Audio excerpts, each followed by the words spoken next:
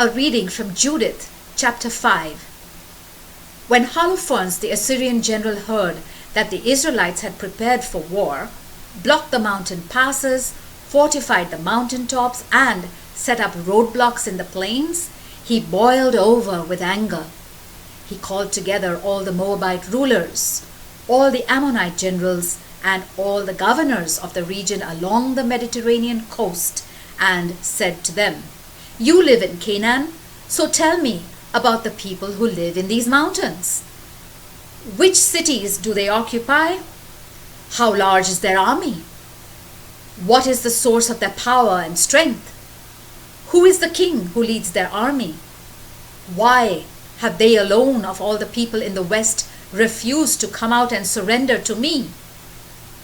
Then Achior, the leader of all the Ammonites, answered Holofernes, "Sir, if you will please be so kind as to listen to me, I will tell you the truth about these people who live in the mountains near your camp. I will not lie to you. These people are the descendants of some Babylonians who abandoned the ways of their ancestors in order to worship the God of heaven. Finally, they were driven out of their land because they refused to worship their ancestors' gods. Then they fled to Mesopotamia, where they settled and lived for a long time. Afterward, their God told them to leave Mesopotamia and go to the land of Canaan, where they settled and became very rich in gold, silver, and livestock. Later, when a famine struck all the land of Canaan, these Israelites, as they were later called, went down to Egypt and stayed there as long as there was enough food. While they were there, they became a large nation with so many people that they could not be counted. So the king of Egypt turned against them. He took advantage of them and put them to work making bricks. He oppressed them and made them slaves. But they prayed to their God, and he sent disasters that left the Egyptians helpless. When the Egyptians drove them out of the country, their God dried up the Red Sea in front of them, and then led them along the way to Sinai and Kadesh Barnea.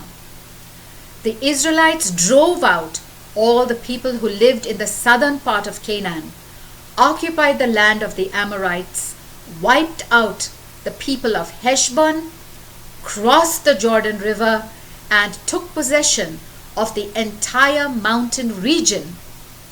They drove out the Canaanites, the Perizzites, the Jebusites, the Shechemites, and all the Girgashites. The Israelites have now lived in these mountains for a long time.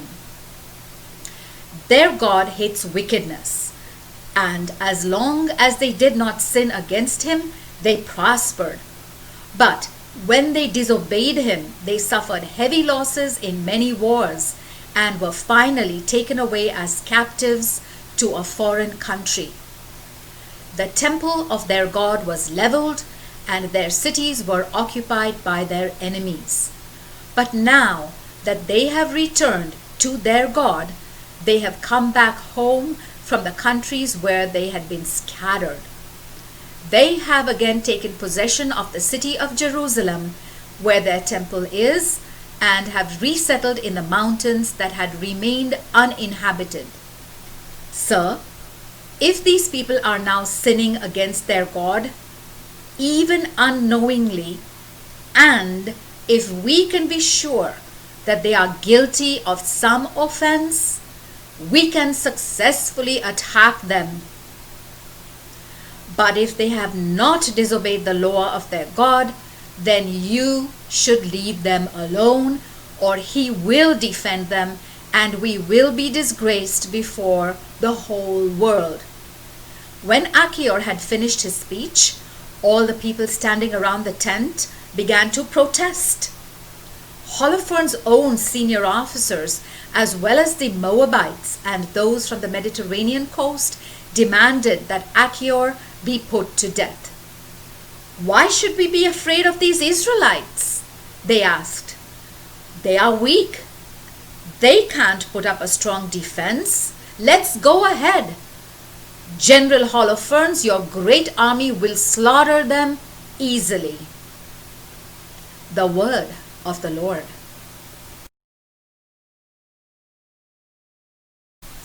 A reading from Judith chapter 6.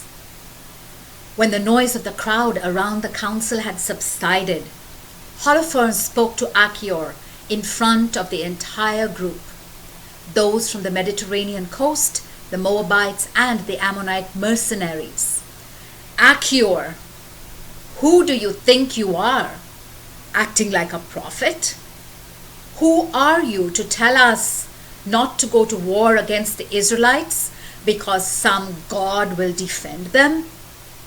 Nebuchadnezzar is our God, and that's all that matters. He will send his army and wipe these Israelites off the face of the earth. Their God can't help them.